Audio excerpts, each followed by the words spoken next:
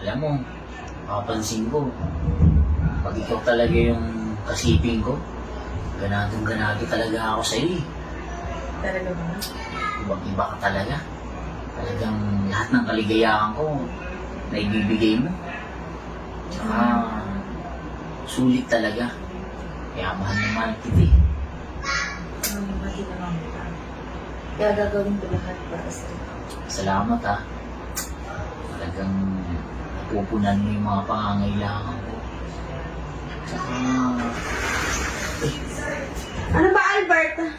Ha? Talagang pinupuno mo ako eh, no? Nakakailang beses ka na eh, lagi kang ganito eh. Usapan alas 8 lang o alas 12 na, kanina pa ako nag-aantay sa kapila. una, susunod na ako ron. Puro ka susunod. Antay mo na lang ako dun. Tapos na rin naman kami. Sigurado yung sumunod ka ah. Ako nababanas na ako sa inyo. Ikaw rin babae ka ah. Parang ginusto mo rin eh. Oo na, sige na. Sige na, susunod na ako. Sumunod ka dito. Dito na ako. Ha? Hindi ka pa susunduin doon, hindi ka pupunta dito. Alam mo naman yung oras eh, di ba? Dito na nga eh. Dito na. Bilisan mo. Pagdating sa akin, Teka. O ano na naman?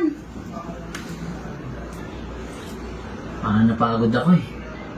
Anong napagod? Ayan na nga ba yung sinasabi ko eh. Ako pumayag na ako sa gantong setup, tas ikaw gaganyanin mo ako? Sumobra ka na sa oras, tas pagdating sa akin, ganyan, wala kang gana? Eh, hindi mo naman kasi ako masisisi. Dalawa kayo eh. Ayun na nga eh, dalawa. Ako nagpahuli na ako. Kahit ako yung totoong asawa mo. Tas ganito gagawin mo? Napaka-unfair naman neto, Albert. Siyempre, hindi naman laging ganun yung kondisyon ko. Tao rin ako, napapagod ako. Pero pinipilit ko pa rin na mapagbigyan ko kayong dalawa. Dapat tumupad kayo sa usapan. Oras sa oras. Dahil ayun naman yung napag-usapan, di ba? Tas pagdating sa akin, ganyan. Ano ba to? Ha? Ano ko naman yun? Pinapakasamahan mo na lang ba ako dahil kasal tayo? Sabihin mo nga sa akin yung totoo. Hindi naman sa ganun. Alam mo namang mahal din kita eh. Di ba? Mahal na mahal kita. Alam mo, nararamdaman ko yan eh. Lagi mo na yung ginagawa sa akin eh. Ano ka ba? Alam mo namang mahal kita eh. Alam mo naman yan sa sarili mo eh. Di ba? Hindi naman sa ganun. Eh talagang napagod lang ako. Napagod ka dahil sobra-sobrang oras binigay mo dun sa kabila. Grabe ka naman, mag-isip. Bakit ba ganyan yung iniisip mo? Alam mo, nagkasundo tayong tatlo na ganito yung maging setup natin. Ayun na nga eh. Nagkasundo tayo, pero anong ginagawa nyo? O anong oras na ngayon, tapos sasabihin mo sa akin ganyan, wala kang gana? Pagod ka? Hindi, kung gusto mo, sige, bukas na bukas. Ikaw yung mauuna. Siya naman Ayan, yung ayan ang inaantay ko sa'yo. Yung ganyang decision mo. Sana bukas.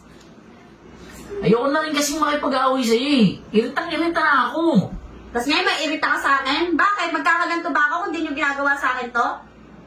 Alam mo, ganito na lang. Matulog ka na lang muna tapos bukas babawi ako sa'yo. Siguraduhin mo. Iinom na lang muna ako. Hindi na, matulog ka na dyan. Netang buhay to.